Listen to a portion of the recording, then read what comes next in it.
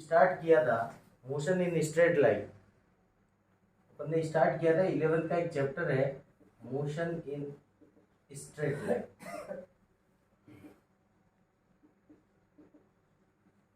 जो straight line में motion है इसका मैं आगे वाले वीडियो में आपको बता चुका हूँ, आगे वाली क्लास में आपको बता चुका हूँ कि मोशन इन स्ट्रेट लाइन होता क्या है। जब आप एक किसी पाथ पे चलते हो, एक पाथ पे चलते हो और यहाँ पे अगर x इजिकल टू आपका 0 था, पहले आप जब चलना स्टार्ट किए तो वहां पे x इजिकल टू आपकी पोजीशन क्या है, इनिशियल कंडीशन है। इनिशियल को हिंदी में कहा जाता है प्रारंभिक स्थिति है। प्रारंभिक स्थिति पे हो आप, जब आपने चलना स्टार्ट किया, जैसे ही आप चलोगे, ये पाथ है, पाथ नहीं है, ये डायरेक्ट स्ट्रेट लाइन है, इसको स्ट्रेट लाइन कहेंगे। ये जो स्ट्रेट लाइन है, अगर इस स्ट्रेट लाइन पे आप चल रहे हो, स्ट्रेट लाइन में चल रहे हो तो चलोगे तो किसी के रेस्पेक्ट में चलना पड़ेगा। ऐसा तो है नहीं कि बिना किसी रेस्पेक्ट में आप चलोगे, कोई ना कोई आपके लिए रेस्पेक्ट होना जरूरी है। अब वो किसके रेस्पेक्ट में चलेंगे अपन, तो with respect to time, time के रेस्पेक्ट में अगर चलेंगे अपन, विथ रेस्पेक्ट टू टाइम के रेस्पेक्ट में जैसे ही अपन चलेंगे तो यहाँ पे जैसे ही अपन पहुंच गए तो इसकी जो इनिशियल स्थिति थी या इनिशियल जो पोजीशन थी वो क्या हो गई, चेंज हो गई। इनिशियल पोजीशन किस में कन्वर्ट हो जाती है, फाइनल कंडीशन में कन्वर्ट हो जाती है।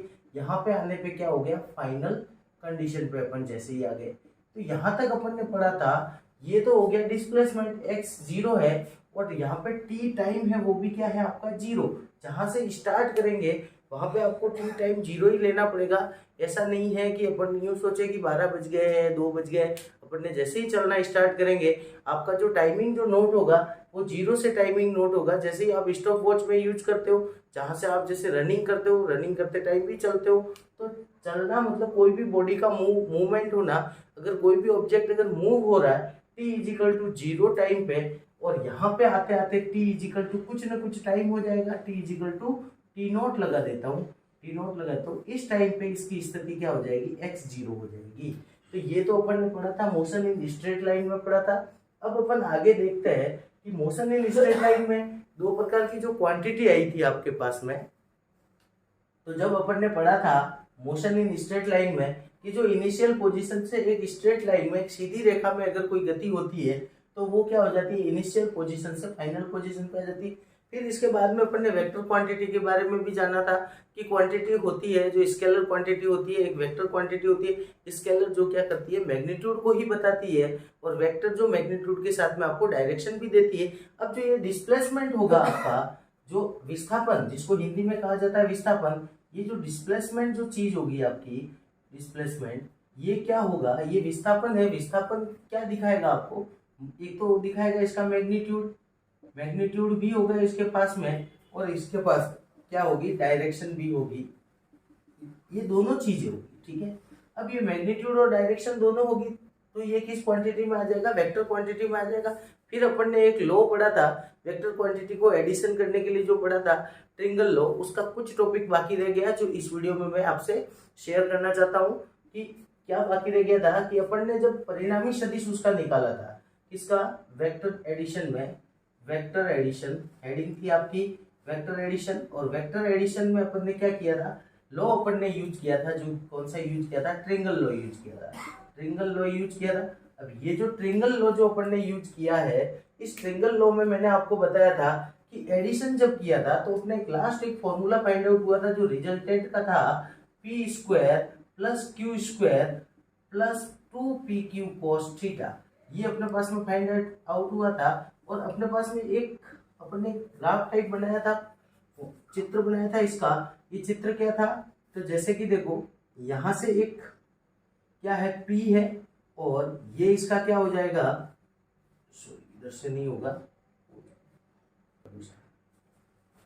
जब अपन ने बात करी थी ये आपका रिजल्टेंट निकला था। और ये जो मैंने आपको पहले वाले वीडियो में बढ़ा चुका हूं कि जैसे कि ये आपका क्या है, P एक वेक्टर है, ठीक है, और एक Q वेक्टर है। इन पी क्यू का अपन क्या कर रहे हैं, एक ट्रिंगल लॉ से एडिशन कर रहे हैं, और जैसे ही अपन एडिशन करेंगे तो एक रिजल्टेंट होगा।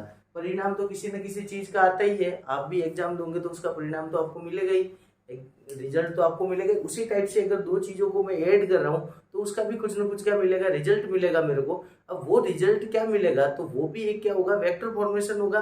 ऐसा है कि आप पढ़ाई करोगे तो पढ़ाई से रिलेटेड ही रिजल्ट मिलेगा। ऐसा नहीं है कि आप पढ़ाई करोगे तो कुछ और रिजल्ट मिल जाएगा, पढ़ाई करोगे तो ओनली फॉर पढ़ाई के रिलेटेड ही रिजल्ट मिलेगा। उसी टाइप से अपन देखेंगे कि अगर दो वेक्टर को जोड़ रहा हूं मैं तो तीसरा भी मेरे को क्या मिलेगा, वेक्टर ही मिलेगा।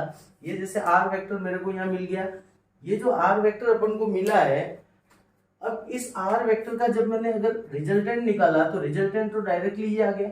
अब इस रिजल्टेंट से अपन को क्या निकालनी है, इसकी डायरेक्शन। अब सुनना कि जैसे वेक्टर है, अब मैंने बताया कि दो अगर वेक्टर को मैंने ऐड किया है तो तीसरा भी वेक्टर ही से आएगा। अब ये जो वेक्टर आ रहा है आर, अब इस आर वेक्टर को अपन क्या करेंगे, डायरेक्शन भी होगी इसके पास में। मैंने पहले ही बता दिया कि वेक्टर अगर कोई भी होगी क्वांटिटी, उसके पास में मैग्नीट्यूड के साथ में डायरेक्शन भी होगी। अब वो डायरेक्शन कौन सी डायरेक्शन होगी, उस डायरेक्शन को फाइंड आउट करने के लिए अपन इसमें क्या करते थे, पहले भी अपन ने पाइथागोरस प्रमेय का यूज किया, यहाँ पे भी करेंगे। लाल बटा कक्का जो पहले यूज किया यहाँ पे भी कर सकते हैं अपन। तो जैसे कि आपने देखा होगा कि लाल बटा कक्का की बात जब मैं करता हूँ होता क्या है, तो देखो हिंदी मीडियम वालों को ज्यादा समझ में आएगा लाल बटा कक्का, इंग्लिश मीडियम वालों को हाइपोटेनियस है, बेस है। जैसे कि एल है तो एल कौन सा हो जाएगा, परपेंडिकुलर, ए हो जाएगा बेस और एल क्या हो जाएगा वापिस परपेंडिकुलर, के है हाइपोटेनियस, हाइपोटेनियस और ये क्या हो जाएगा, बेस हो जाएगा। पीबीपी अपॉन एचएसबी, ये वाला फॉर्मूला भी याद कर सकते हैं। पहला वाला जो रेशियो होता है साइन थीटा कहलाता है, दूसरा वाला रेशियो कोस थीटा कहलाएगा और तीसरा वाला रेशियो टेन थीटा कहलाएगा। अब मैं टेन थीटा की बात जब मैं करूंगा तो अपन एक ट्रेंगल ले लेते हैं इसमें, ये ट्रेंगल लेते हैं ओबीसी। कौन सा ट्रेंगल लेंगे, ओबीसी। जब मैंने ओबीसी ट्रेंगल लिया तो ओबीसी में एक एंगल आपको दिख रहा है फाई एंगल, और अपन को पता है कि जिस जगह पे फाई एंगल और 90 डिग्री एंगल होता है वो आपका क्या कहलाता है, बेस कहलाता है, ठीक है। और दूसरा वाला क्या कहलाएगा, आपका परपेंडिकुलर कहलाएगा। अब यहाँ पे आपका परपेंडिकुलर है, लिखा हुआ है परपेंडिकुलर, परपेंडिकुलर क्या आएगा इसमें, तो बीसी। बीसी जो है, अब यहाँ पे आपका फॉर्मूला क्या है, परपेंडिकुलर अपॉन बेस या लंब बटा आधार अपन कह सकते हैं। तो परपेंडिकुलर अपॉन बेस, तो tan phi is equal to perpendicular आपका क्या हो जाएगा, ये हो जाएगा आपका परपेंडिकुलर, परपेंडिकुलर, और ये पूरा का पूरा इसके लिए क्या हो जाएगा, बेस हो जाएगा।